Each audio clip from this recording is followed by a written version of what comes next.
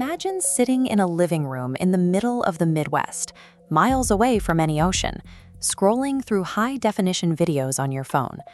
It is easy to assume that when you load a video, your request shoots up into the sky, traveling wirelessly to satellites in orbit or floating in the cloud. But in reality, satellites handle less than 1% of global internet traffic. The term cloud is a metaphor. It hides the heavy, physical, industrial machinery that actually powers our digital lives.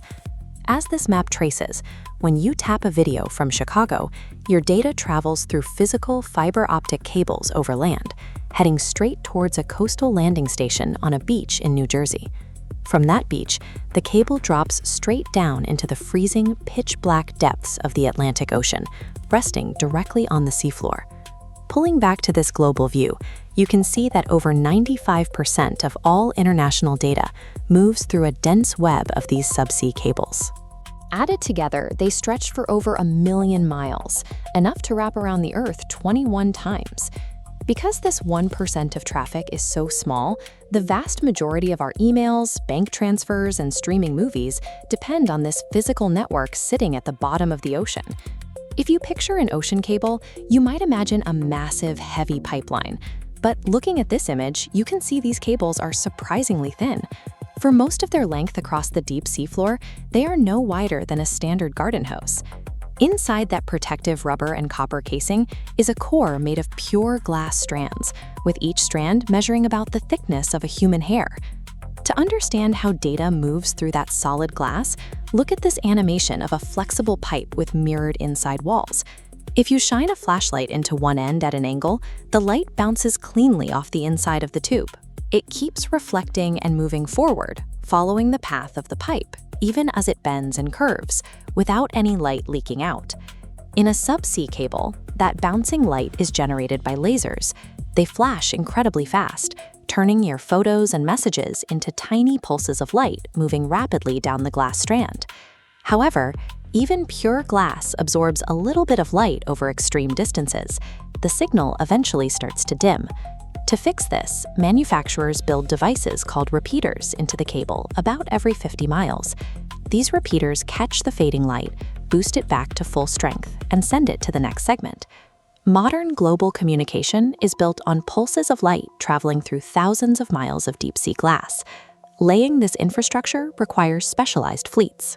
As you can see with this massive cable-laying ship, these vessels carefully unspool the heavy lines, inching across the ocean surface to place the cable precisely along mapped routes on the seafloor.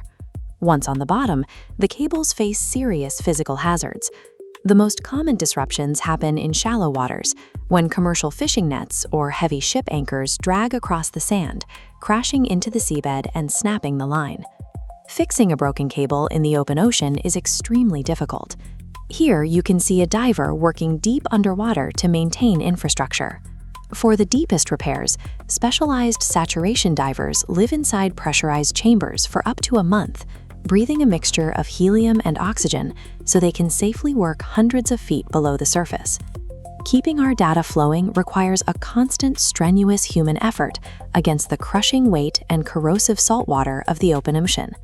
Right now, we are seeing a massive surge in new cable construction. Instead of traditional telecom operators, this building boom is being driven by major tech companies like Amazon, Google, and Meta. These companies are racing to build highly complex artificial intelligence models. Training these systems requires staggering amounts of computing power, generating a voracious demand to move data continuously between global facilities. You often hear about the energy-hungry server farms built to power AI, like the long rows of machines pictured here. But all of those servers need constant connectivity to function. Without the subsea cable network connecting them across continents, those multi-billion-dollar data centers are isolated and functionally useless. This reliance makes the cables a strategic target. Some nations look for ways to damage this infrastructure in a way that allows them to deny any involvement, effectively attacking a rival's economy without starting a traditional war. Because the ocean is so crowded with commercial ships, it is remarkably difficult to prove whether a severed cable was a genuine accident caused by a fishing boat or an intentional act of sabotage by a foreign adversary. If a coordinated attack severed multiple cables at once, the economic consequences would be severe. Trillions in daily financial transactions, e-commerce, and basic communications would simply grind to a halt. So the next time you stream a video or send a message, trace that signal backward.